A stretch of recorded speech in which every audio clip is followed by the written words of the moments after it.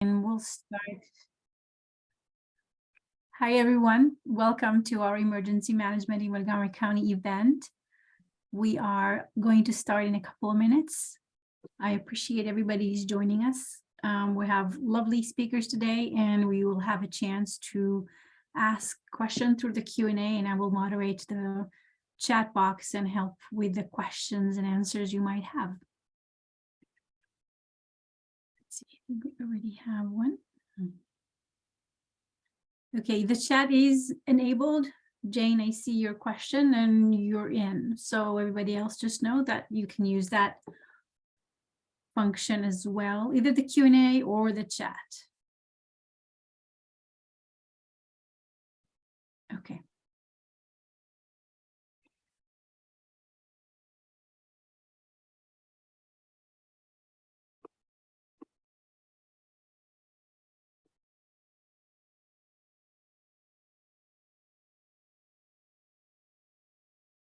Thank you, Kevin. The chat is definitely enabled. You can either use the chat or the Q&A function to communicate with the panelists. Either is good. I think Q&A would be easier for me to track for purposes of just monitoring questions versus comments. Why don't we just start, and I will hand it off to our lovely speakers. Patrick, you go ahead first and feel free to introduce yourself to everybody and the incredible work you've been doing for Montgomery County for the past few years. So take it away. Thanks, Bazit. I'm Patrick Fleming. I'm with the Office of Emergency Management and Homeland Security. I'm one of our emergency preparedness specialists. So I just work in our planning division, and we are the office that has helped coordinate the response to emergency events. Bazit, do you want us to introduce ourselves, everyone now, or okay, I'll turn it over to. Good morning. My name is Sean O'Donnell, and like Bazit, I'm with the Department of Health and Human Services. I work under Public Health Services in emergency management, public health emergency management and response. And as you're very aware, we've been working with a lot of different county agencies and our private sector to try to respond to the COVID emergency and now the monkeypox outbreaks and other emergencies that happen from time to time that we'll talk a little bit more about this in the next few minutes. Take it away, Patrick. Let's begin the show. Jump right in. So here's a quick agenda of the things we're going to talk about. Briefly describes who we are, talk about the hazards that occur in Montgomery County, why it's important to prepare, and then what you can do for preparedness. Bazit's going to cover special consideration for older adults, and then Sean is going to talk about public health preparedness and what's going on in the county. So to begin with, this is what the Emergency Operations Center looks like. This was taken pre-pandemic.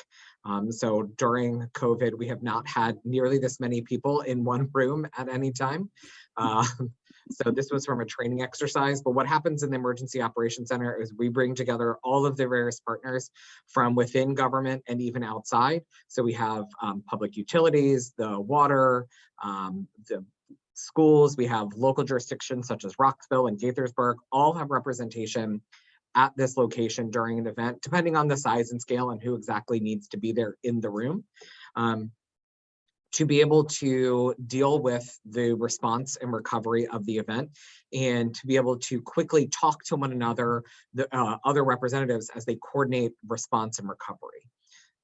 So here are some of the examples of things that we activated the Emergency Operations Center for. So this was the derecho from 2010, and that's straight line winds that are of high velocity. This is in an apartment complex.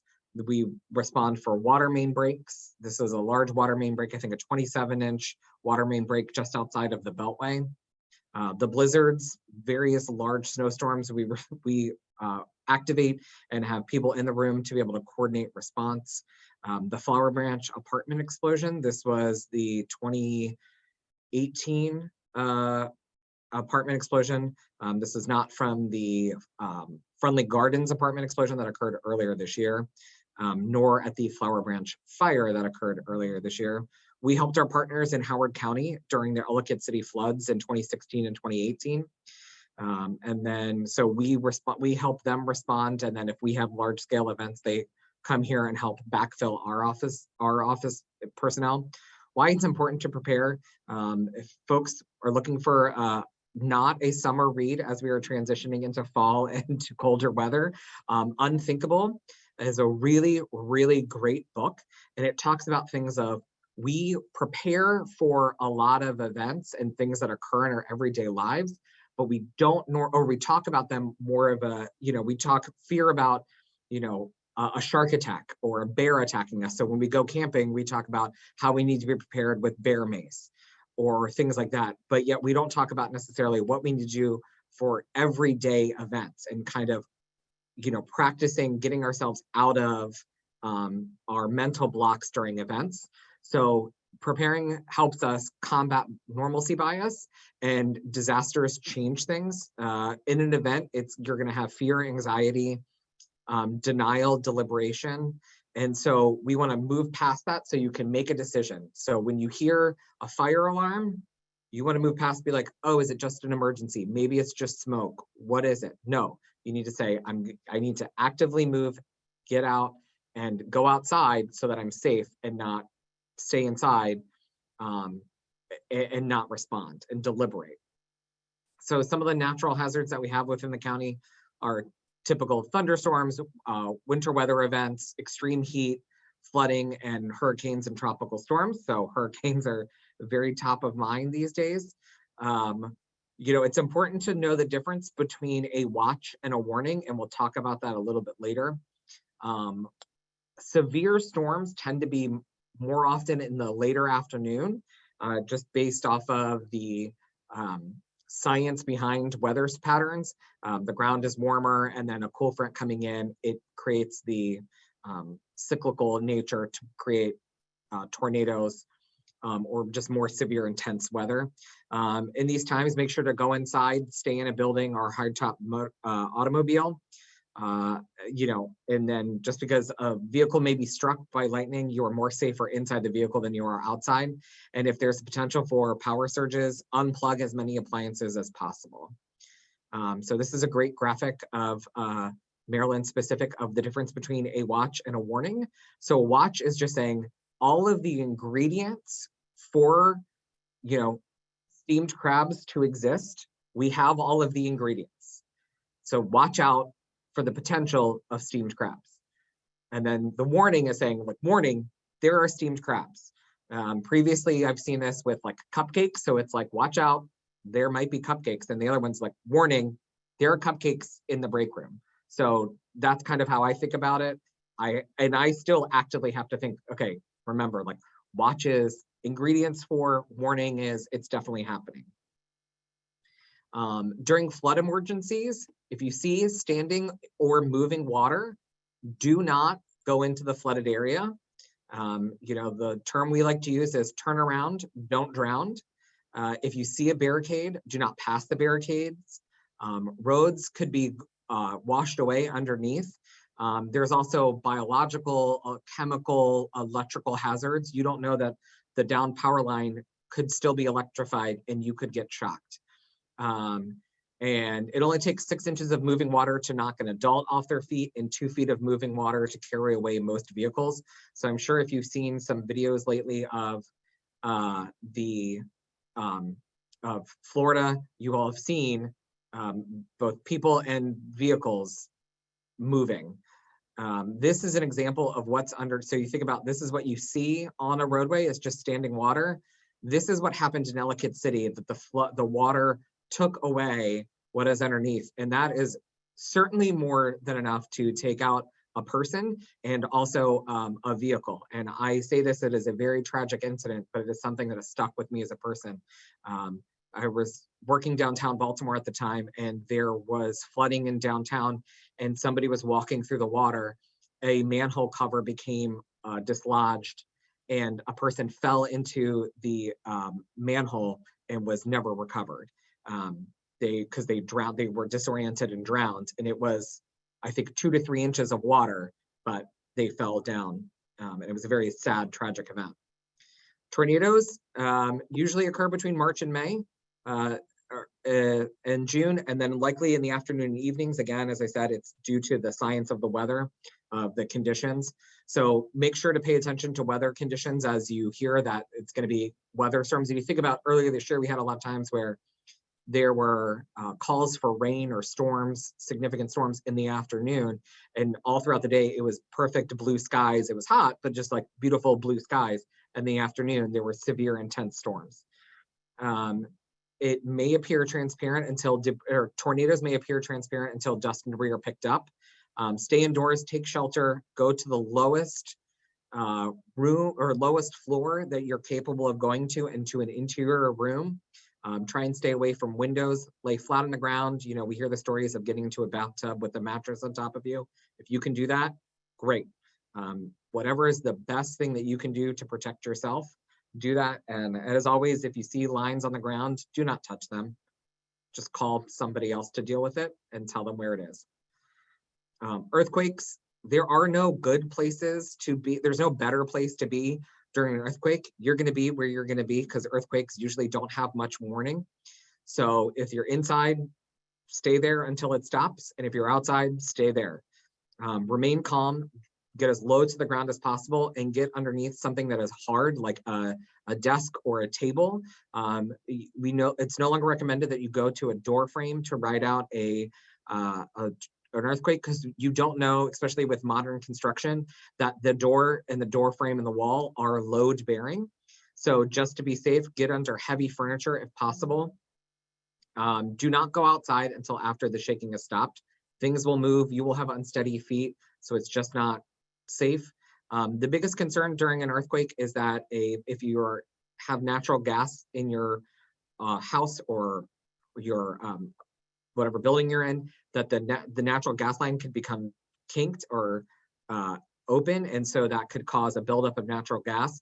So do not light matches, turn on or off switches, or anything that could cause a spark and create an explosion.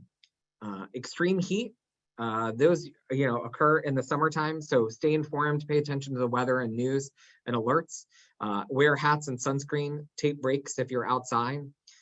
Consider spending the warmest parts of the day indoors, so that's usually from noon to about 4 to 6. Stay in the lowest level of your home, even if you don't have air conditioning.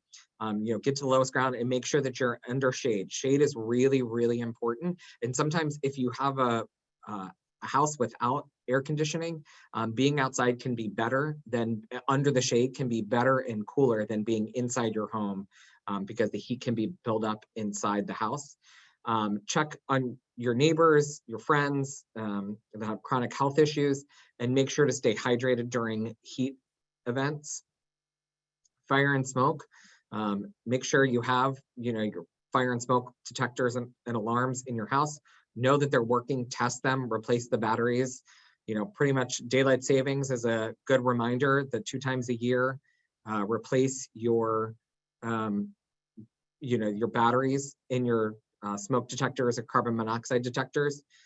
If you have fire or smoke, pull the alarm, evacuate to a safe place, and call 911. And be as specific as possible with the location of the building. Even if you are across the street, still say that while you are at 123 Main Street, it's actually at 125 Main Street. And they will be able to find it as easily as possible. And that's important, especially because of today with cell phones, they're no longer hardwired and hard routed into the system to know exactly where you are. Do not use an elevator. And it's the big key is do not waste time by gathering your belongings.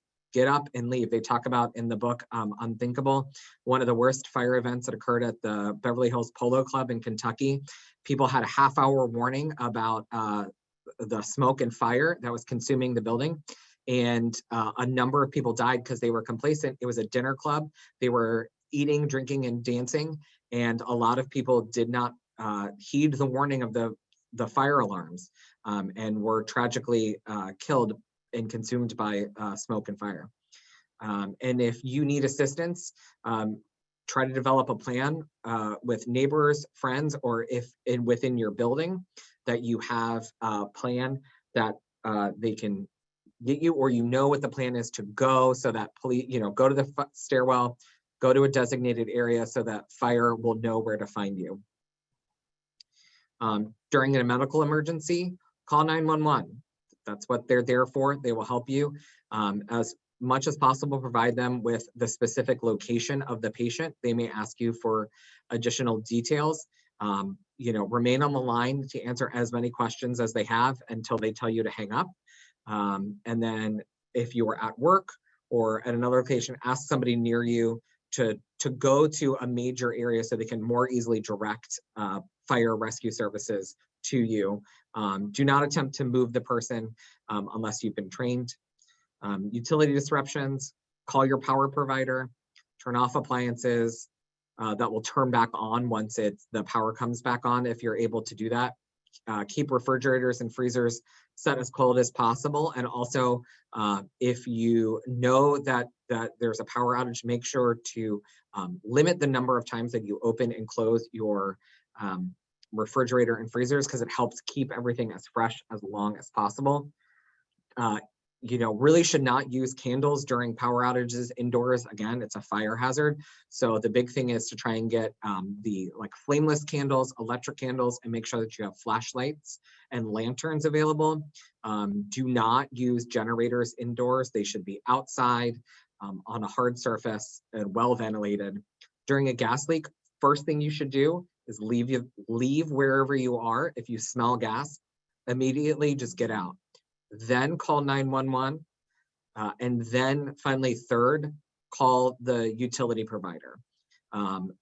Even if you think you smell gas, out of an abundance of caution, leave and call 911. The fire department will come out and investigate. And worst case scenario is a training opportunity for them, and they would rather go out and not have it be actual gas leak than have to respond to an explosion. Any day of the week, that's what they would rather do. Water related problems, if there's a water outage, make sure that you try and keep a 3-day supply of water in your home. The recommendation is 1 gallon per person per day. So, and also remember the animals that you may have with you. So make sure I just lump in an extra gallon of water a day for my dog. So I just keep 3 gallons of water at my house for me, my husband, and my dog. And I have 3 days. So I have 9 gallons of water sitting in my basement. And if possible, and you have the ability to insulate your pipes for cold weather, do that to prevent freezing. It's really important to make a plan. So the county has, you see at the top of the pictures, there's various brochures in different languages that say, are you ready? Those are available on the Montgomery County Office of Emergency Management website. You can download a PDF copy of that. We also have them available in hard copy. So I will, in a minute, when I'm done speaking, put my email into the chat, and folks can email me if their name and address, if they need copies of this. I'm happy to send it to you. As part of your plan, it's important to make sure you have at least 2 people in your support network. The risk of death among people who are socially isolated is greater than those who smoke. It's a really important thing to remember. So talk to the people not only that you live with, but also your extended friends and family, to make sure that they know what your plan is and you know what their plan is, so that you can help one another. Make sure you have an evacuation location. Pick 2 locations, one closer and one a little bit further away, and also a shelter if you are able to have a secondary location where you can stay with friends and families during an emergency. Make sure to include a list of your medication and update that regularly. I know for myself that I had to do that recently because I had forgotten that I had updated I had adjusted my medication that I take on a maintenance, and I changed the dosage, and I had forgot to update that in my plan. So if you have any specific medical conditions, make sure to list those. Eyeglass prescription, that's one that a lot of people kind of forget to make sure to have extra copies of. If you have your health insurance card, any special devices or equipment in records, just keep copies of your of personal property for insurance purposes, and then doctors and pharmacist information, and also keep copies of your insurance, both your health and homeowners or renters insurance if you have that. Talk to everyone in your home what your plan is of how you're going to leave, how you're going to meet up, and what happens if you're not at home, where you should meet, and then also where things are kept. Make sure you keep appropriate insurance for your home or if you rent, including flood insurance. That's very important. And it's becoming more and more of a problem in the area. We are experiencing flash flooding on a more regular basis throughout Maryland and Montgomery County. Be familiar, if you live in a multi-dwelling unit, be familiar with the emergency plans of the building and also the other buildings that you visit regularly. Make sure hallways and exits are clear for easy evacuation. Know when and how to shut off your utilities, so make sure you know where your water comes into your house or apartment, or also natural gas. And make sure that your unit number or your street, your house number address is available from the street. Special considerations, establish a support network and talk to them. Do you need special considerations for shelter and transportation?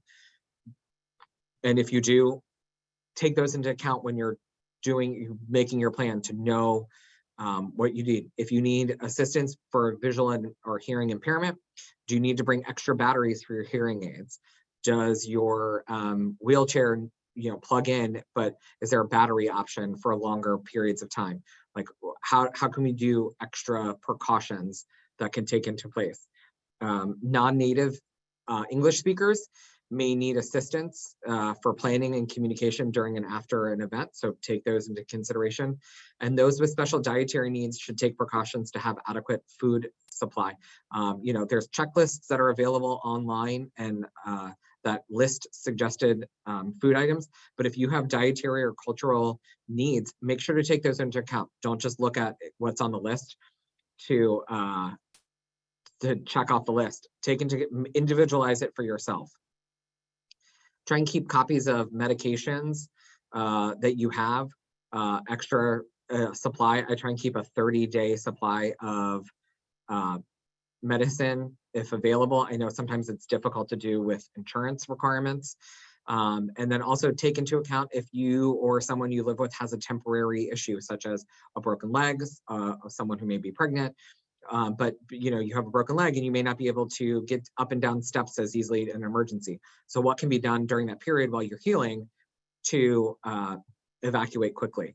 Don't forget your pets. They're members of our family, just like everybody else. And so making sure that you keep, extra food supply for them, a crate or a carrier that you can transport them more easily, an extra leash.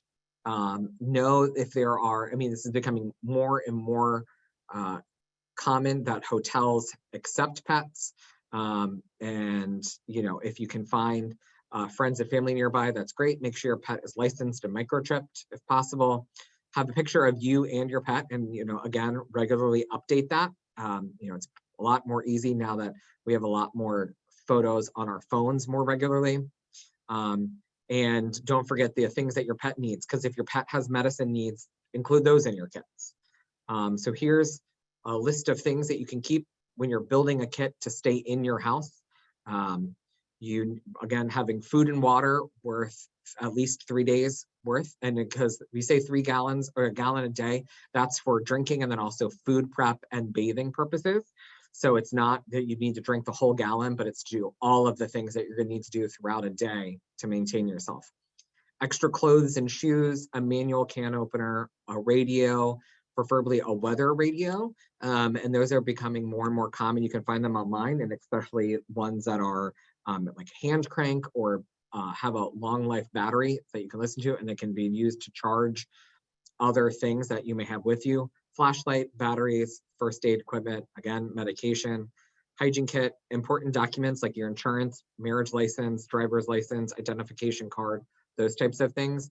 I just make copies and put them in a Ziploc bag, which is very easy, so that I don't have to worry about them getting wet. Contact information. A map is becoming less and less available. But if you if you can get one, they're great. So you know, because if your cell phone's down, you're not going to be able to get around. Money and any personal items that you may need. If possible, try and have a kit at your home, in your car, and at work. Doesn't have to have all of these things, but it could, if everything in each location, but as many things as possible. If you need to build a go kit, food and snacks, carrying water is very heavy, so we do not recommend that you do that. Shoes and clothes. If you have to leave your house quickly because of an event, one key is to take your dirty clothes hamper, just your clothes that are lying in your hamper, grab them as you're running out the door, because they're usually seasonally appropriate. So it's going to be a mix of clothes that are either for warm weather, cold weather, or the in-between. And then also they're usually sized, because people fluctuate size throughout the year, over years. And so it's quick and easy that you know they're going to fit, and you know that they're going to be either keep you cool or keep you warm. And they're usually not that dirty. Radios, flashlight, batteries, or chargers. Again, a first aid kit, medicine, hygiene items, extra pair of glasses. Again, the important documents, and don't forget your pets. And how to stay informed in Montgomery County is to sign up for Alert Montgomery. You can sign up online, and if you are not comfortable doing so, you can call 311 and tell them that you would like assistance signing up for Alert Montgomery. And Alert Montgomery will send you information via text message, email, or a phone call, whatever you sign up with. And it can be things of, there is a natural gas leak in your area, a water main break, there's a severe weather storm coming through, or if you want traffic conditions along a certain route that you take to family members, work, whatever it is, you can set that up. And also make sure to watch for news stories and listen to the radio or watch television. You can get involved. First thing is being here today. The new thing is zero responders. We talk about police and firefighters, and even during COVID, our public health partners, they were the first responders to these events. But really, zero responders are the folks who are already there when an event occurs. So that's you. And you can take trainings. In addition to this, we have the Community Emergency Response Team, or CERT, the County Animal Response Team, CART. You can get involved with Red Cross, organizations like the Red Cross or Salvation Army, various organizations within the county. Sean will talk more about the Medical Reserve Corps. We have our ESCVs, which are emotional spiritual care volunteers. It's a mix of clergy and lay people who come and during events will meet and talk with people that are experiencing an event, and just provide them with support. We also have the Montgomery County COAD, which stands for Community Organizations Active in Disaster. And so those are folks who help both within the county and then throughout the state of Maryland as needed to help folks respond to and recover. If you're part of your community group, this just talks about identifying gaps and how you can do those things. And then again, here's our resource library. It's kind of a very long website address, but there's no way to shorten it, unfortunately. The federal government, FEMA, has ready.gov. I'd love to be able to do something like that for Montgomery County, but at best it would be ready.montgomerycounty.md or md.gov. So it's still already a lot longer. And here's my contact information. Again, I'll put it inside in the chat, and I will turn this over to Pazit now. Patrick, there's a question in the chat asking about where is the shutoff for natural gas in the house. Do you want to take that? So there's not usually a common area. It'll be wherever like other utilities are within your house. They usually run similarly to one another. So if you have like water and natural gas will usually be through the street frontage side, but it may come in technically like from the front of your house to the side of the building. So unfortunately, it usually just depends on the exact house. And the I know, recommendation is to not touch that. I think if you're concerned about a gas leak, do not attempt to fix yes, it. You should or just get out call and you, yeah, or call your utility and say, can you send somebody out to show me? Or if you need to get your house serviced for any reason for your, your heat or your stove or whatever, if you need service, ask the technician who comes out, ask them where it is. And I know what I've done is I have taken a bright red ribbon and tied it around them to say which one. I've tied like a red one for gas and a blue one for water, because I have a couple of, in my house, I have, hose hookups in my house. And when I first moved into my house, I thought that what was the switch to inside the house to turn off my water was actually the switch to turn off the faucet on the outside of my house for a hose. So I've subsequently learned that where I thought it was originally is not in fact where it is. So I've had to move it. And so I have a big blue bow around it. So I know it's easily identifiable, not only for me, but everyone that I live with in my house. thank you. And feel free to add questions as you come up with some ideas or observations you might have. I'm going to take just a few minutes to talk about the special consideration for older adults.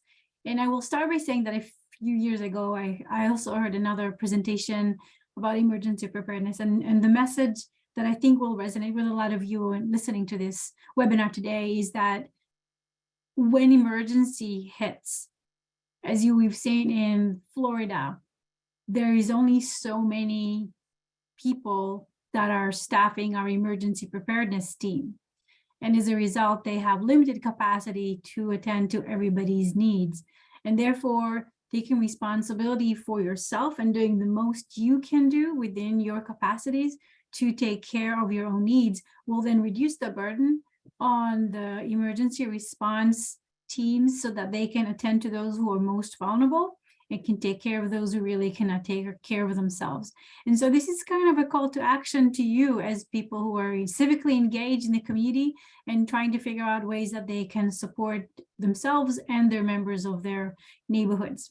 So just a point of that, I think that definitely invigorated me to be more proactive about my own emergency preparedness. And so we're thinking about older adults. You have some things going for you. You have smaller households most of the time. You have a whole lifetime of experiences. You probably have seen lots of events in your life and have been through much. And so building resilience such as that is really critical. Younger people might be a little more vulnerable to traumatic events, but you guys, you've been through a lot, so you know what to do when something like that might happen to you. The things that are kind of not in your corner is our increased mobility challenges, complicated health conditions, and Patrick touched a lot on the importance of preparing for that. Some people, you might be caring for people with cognitive impairment, and so the difficulties of communicating what's going on, as well as ensuring that this person is safe, can be a challenge. Additionally, if you're caregiving for somebody, regardless of cognitive situations, the ability to mobilize somebody when they're in a wheelchair or having difficulty navigating terrain, if things are not so smooth and organized, that can be a challenge. So I think these things require extra thought and planning on older adults and as well as the organization that serve them. Do you want to switch to the next one? So in terms of resources, the villages that I work with have a lot of support they can offer. Villages are your local community network. As Patrick had alluded to, a part of emergency preparedness is making sure that you have a network around you and that the people that know where you are, what's going on in your life, and they can help not just communicate when times are difficult, but also lend a hand. And so villages have done all kinds of things in the past, and important to note that different villages do things differently. So if you're part of a village, communicate with your neighbors, neighborhood leaders, and find out what your village does. If you have an interest in starting an emergency preparedness leadership team, I think now is a good time to do that and figure out how better you can serve your community. But you can do Storm Buddies, which is a program where 2 village members are bunched up together and they're paired up to check in on one another when storm or other emergency hits to see if everything's okay. Villages offer volunteer rides. They can deliver stuff to your home if you cannot get out. Handyman can then address minor things that happen in your house as a result of the emergency. If somebody is unable to cook for whatever reason, they can deliver some meals, and some of them have snow shoveling help. During the COVID, and we will talk about COVID, villages did a lot to distribute all the protective equipment, like the masks and the hand sanitizers. They provided information that is critical when people don't know where to turn. Rights, testing, and vaccinations, as well as just connecting to one another. But it really is important. I have a link here to the village map, and maybe we'll do it later if we have time. If you're interested to learn, if you're not a part of a village and you want to learn if there's a village in your area, this is a good way to start. Additionally, if there are no villages in your area, but for everybody else, our Aging and Disability Services have a hotline. It's not a hotline, it's an information line. It's not 24/7. It's 240-777-3000. Oop, I'm missing a zero there. I apologize. You should know that this information line is critical to provide information to all older adults and people who care for them, as well as for people with disabilities. It's about programs that the county offer, but also about information that could pertain to any other county nonprofits, or just help give some advice and help people figure out what they want to do. Senior Call Check is the Maryland state program for free robust, so it's an automatic call to check in on your well-being. This is the number to call to sign up. People choose a time of day where they want to get a call. If you don't answer, I think more than 3 times, the call then gets diverted to your emergency contact, so that you know that every day somebody is going to check in on you, and that if something goes wrong, there's going to be a quick response. Additionally, Patrick had mentioned information about medical, your diagnosis and medication.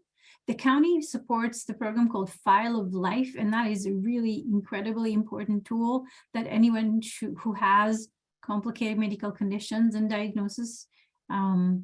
Patrick, would you be able to click on that link? I just want to show people what it looks like. So essentially it's a little magnetic pocket with a little form you can fill out, and EMS staff is trained to look for it on your refrigerator. You can then update that with your medical conditions and diagnosis, your medication list, your emergency contact, and allergies, so that in the event that you are unable to communicate with the emergency response team about what's ailing you, what's going on, they're able to glean information that is critical to save your life from that little document. I strongly recommend that everybody has it. If you are part of a village, talk to your village leaders, and I can arrange for a distribution of a few of them so that people can have it on their fridges. People can also call 311. Yep, that's another. And of course, that 311 will be a theme throughout our presentation. I'm trying to see, Patrick, my presentation. Hold on. Okay, this is better. Additionally, for those people who are challenged with financial difficulties, whether it is during time of emergency or not, the county has established 8 resource hubs for food and other financial assistance resources, and it is an incredible way for us to then deliver services closer to people where people are through nonprofits that we partner in the community. They are also, information about them is also available in the 311. And so the lastly, of course, is 311, which really is a place for you to ask all your questions. And if they don't have the answer, they will find a way to get to the right place for you. So if none of these, you don't remember any of it in time of emergency and you get stuck, call 311. I think that would be an easy way for you to get a doorway into some supports. And I will pass it on to Sean. Thank you, Pazit. So I know we've covered a lot of information. One thing I'd like to talk about here, we just have a couple more slides. But one thing we want to talk about is during an emergency, most people will fall into one of 3 categories. They'll either be someone who needs help from other people, whether they're emergency responders or neighbors or other folks like that. And that's perfectly fine. We're all in that situation at some point. And one of our goals of this presentation is if when you fall into that category, you can help us help you more easily by having those lists of information, by knowing where you get your medications and so on. The other group are people who during an emergency are not as affected and can be self-sufficient. They've been able to get to a place that's safe. They have everything they need to ride out the emergency. They're able to get in touch with family and friends. And then the final group are those people who during an emergency not only have taken care of their family and their loved ones, but now are able to help other people in the community who need help. And that's why we talk about things like the Medical Reserve Corps or Citizens Corps, because when an emergency happens, if it's not affecting you to the point where you need help or you need to take care of yourself, and that's your full-time thing, if you are part of one of these groups, you might be able to volunteer and help us help other people. And the reason we bring up these programs ahead of time is during an emergency, it's taking all of our resources to respond to that emergency. And so if someone is not already a volunteer with one of our programs beforehand, it's very hard for us at that time to verify their credentials, if they're a medical professional, or verify their background, or even know how to reach out to them and get them to the right place. So we ask people to sign up ahead of time. Now, during the last couple years, we've had a few thousand people sign up with our Medical Reserve Corps at Health and Human Services. This is part of a network of Medical Reserve Corps across the country. The state actually maintains our overarching registration list and helps us contact people. So within that group, during COVID, we've had over 2,000 individuals from Montgomery County come out and help us with vaccinations, with testing, with other things over the course of the last few years. And it's enabled us to get to far more people than we could have otherwise. Can we go to the next slide, please? So some of the duties that people have helped us with are clinical staff, nurses, doctors, other clinicians who are licensed to give vaccinations have come out and helped us get our county vaccinated. It's one of the reasons we're one of the most vaccinated counties in America. Individuals who don't have clinical backgrounds have also helped us register patients when they show up, get their information in, make sure they have a medical record of that shot, so that if they need that for other things, or they need to check back to see when they're due for another shot, we have all of that online. When COVID first hit, the first 2 weeks of our call center, people calling in to say that they were ill, or us calling out to their contacts, those were all volunteers with our Medical Reserve Corps. And we continue to use volunteers who help us with languages that other people in our county, when they call in, our staff does not necessarily have people who speak every language, or at least not always available on the call center. So they've come in and helped us with those, both in our call center and on site. They've helped with food distributions, personal protective equipment like masks and gloves and hand sanitizer, COVID test kit distributions. These are all things that we've greatly benefited from volunteers doing.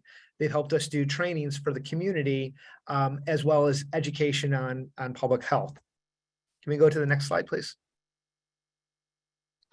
And here are just a few photos from both Stop the Bleeding trainings we've done to help people who may be the first person on site, or it could be yourself.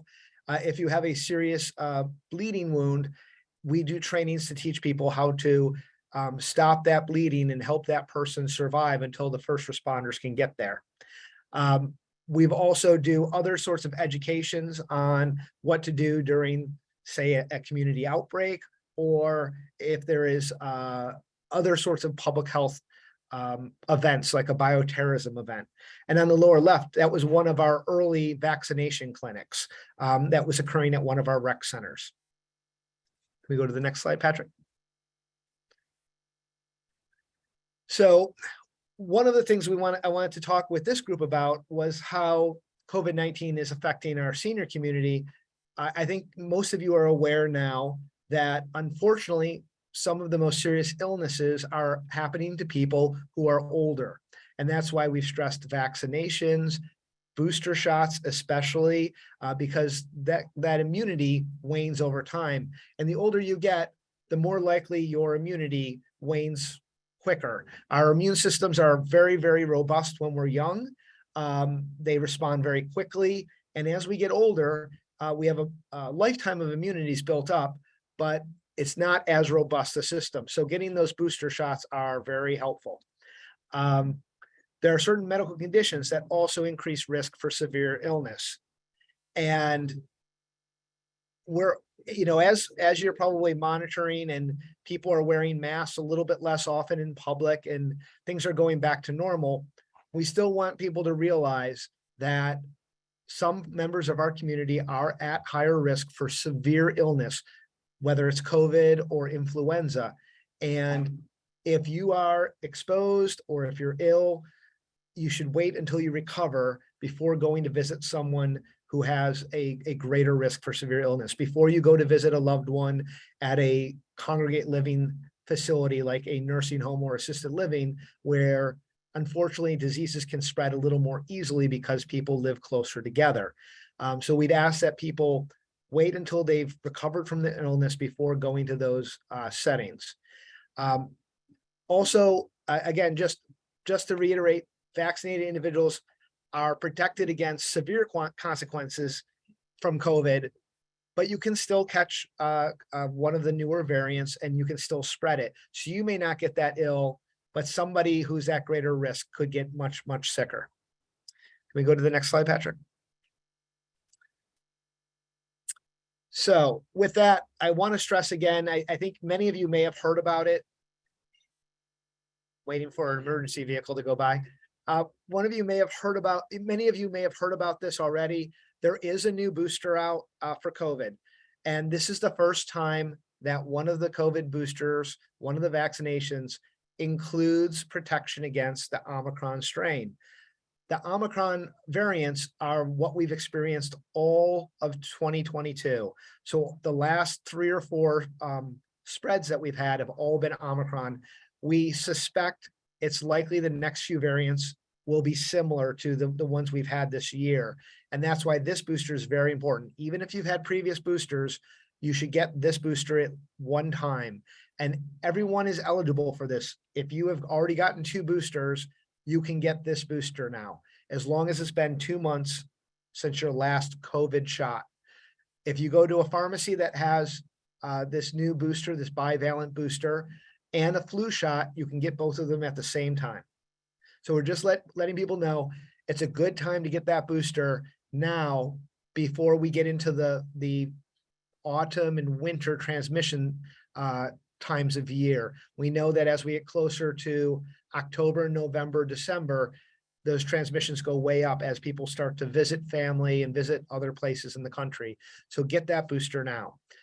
For more information about this, you can see from this webpage, if you get to our website, all of the options are there across the top, whether you want information about testing, about vaccinations, if you want to see what's going on with the data, it's all there. The easiest place to go is www.govaxmoco.com.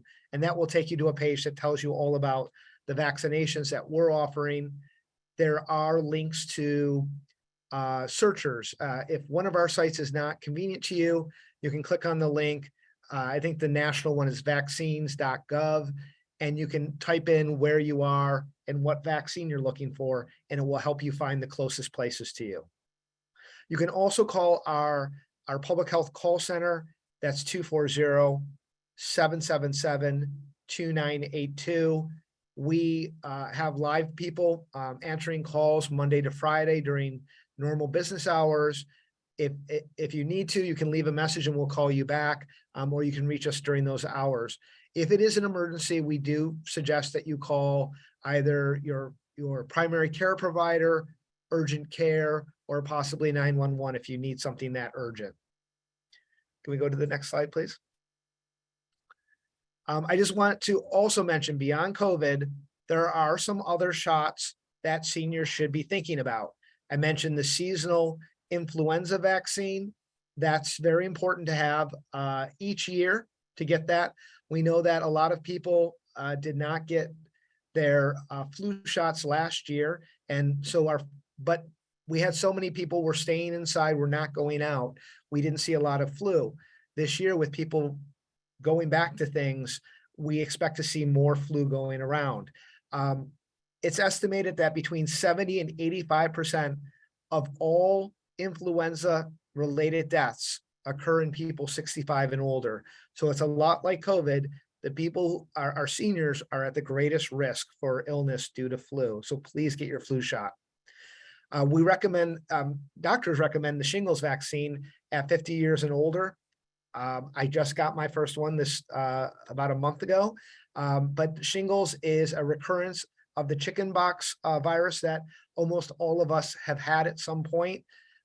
If you don't get the vaccine and it recurs, it can be incredibly painful. So we strongly suggest people get this vaccine. It's a 2-dose vaccine. Seniors over 65 are recommended to get the pneumococcal vaccine. Usually your doctor will suggest that to you as well when you do your annual visit. Again, that's a very important thing to help protect our seniors. And finally, the tetanus and diphtheria shots are something you get every 10 years. So the idea of getting a booster shot for COVID is not new. We do booster shots for a lot of different things because our immunity does wane over time. Can we go to the next slide?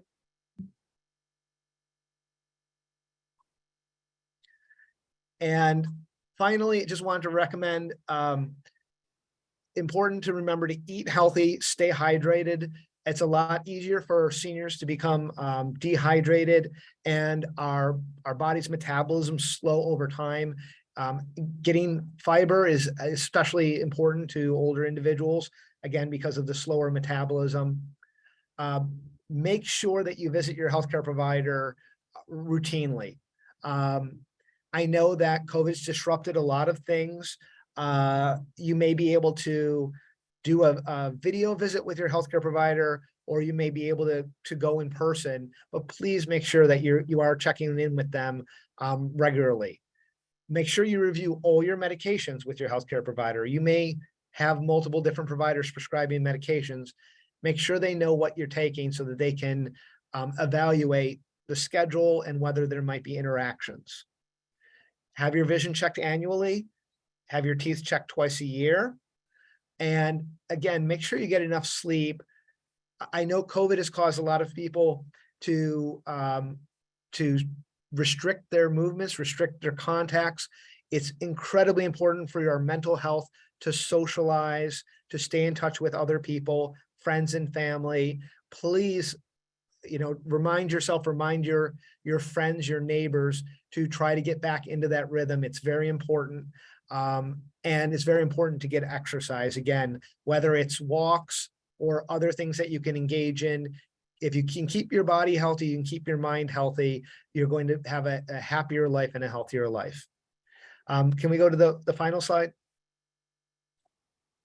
So I just want to let you know, if you are in that group that wants to be a volunteer with the Health and Human Services, help us out with public health responses, help us out with other things we do with our community, whether it's our aging and disabilities team, our child and maternal health teams, even our shelter teams. You can sign up through the Maryland Responds website. You can Google Maryland Responds, and that will take you there. We're sharing on the screen the link. You can also call Jeremy Costin. He's our new volunteer coordinator, and his number is 240-777-1107. If you need any help with signing up, he's happy to help walk you through the steps. And again, we do trainings with individuals. We help people be self-sufficient, and we sometimes reach out to them and ask them to help us help the rest of the community. So that's all I wanted to share with you today. I'm sure there's some questions that have come in. I'd like to turn it back over to Pazit now. Thank you so much, Sean and Patrick. I am actually not seeing a lot of questions. Feel free to either raise your hand or just put a question in the chat. We only have 5 more minutes, so unless we have questions from the audience, if Patrick or Sean, if you have some last thoughts to share. I think that a theme that has run through this is to really stay connected, and that's what villages are all about. And if you are not a part of a village, try to, I'm going to maybe share. Patrick, can you go back to my slide and show where villages are? And while we do that, I think Sean was going to say you had some thoughts to share.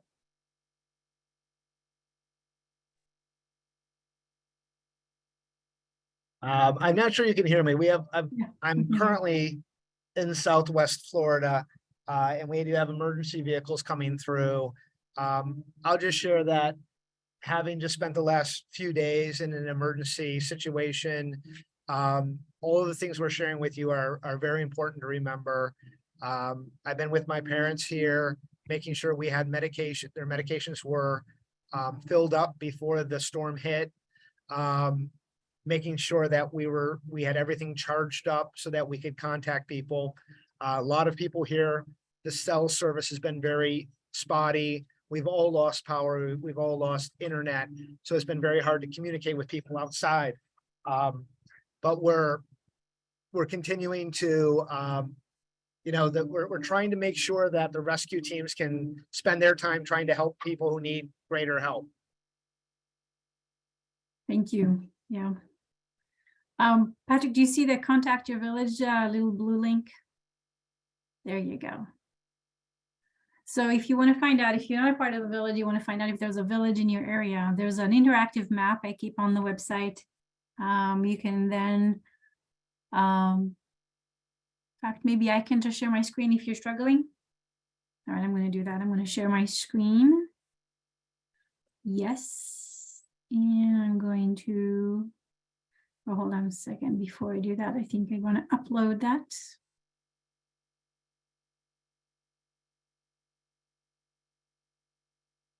There you go. Share screen. All right. So again, this is Montgomery County website, and we have a few web pages that help people understand what villages are. There's a navigation tab on the left here. One of them is a village map where you can actually put your address or the person you want to recommend a village to here on the top right. And then that will tell you if there's a village in your area. There's a lot of villages down county, so you can connect with each one of them. For example, this is Potomac Community Village, and there's a link straight to their website. You can learn about Potomac specifically. If there are no villages in your area, maybe you're the one to start one. So you can call me, and I will put my number in the chat box so that we can have a conversation about what it's like to start a village.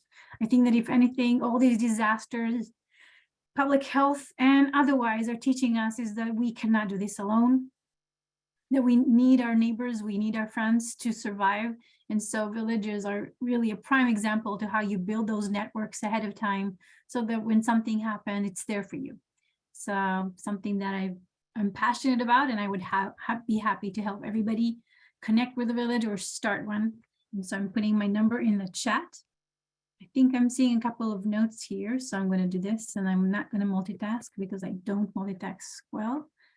When I do that, I'm missing zeros in PowerPoint presentation, for example. Okay, so let's see, and then so there's a question about transcripts. I think that it's easier for us to share. This session is recorded, so we're going to convert that to a YouTube link, which would be disseminated among all village leaders. And if you've signed up and entered your email, then I have it on the record, and I can follow up and send you both the recorded session as well as a copy of the PowerPoint presentation. So everybody's going to get that. All the village leaders are going to get that so they can disseminate that to their members. See if there's any other question. Nope, I think we're good. So perfect timing. It is 1 o'clock. I really want to thank Patrick and Sean, my lovely colleagues, for taking the time to offer this invaluable information. And I hope that you all serve as ambassadors and share the information you've learned today with other people. So thank you. Thank you. I'm going to stop sharing, and I'm going to stop recording, I think. Jesus, I don't know how to stop recording. It will happen. Okay, I did not stop recording. We're good. Okay, thank you so much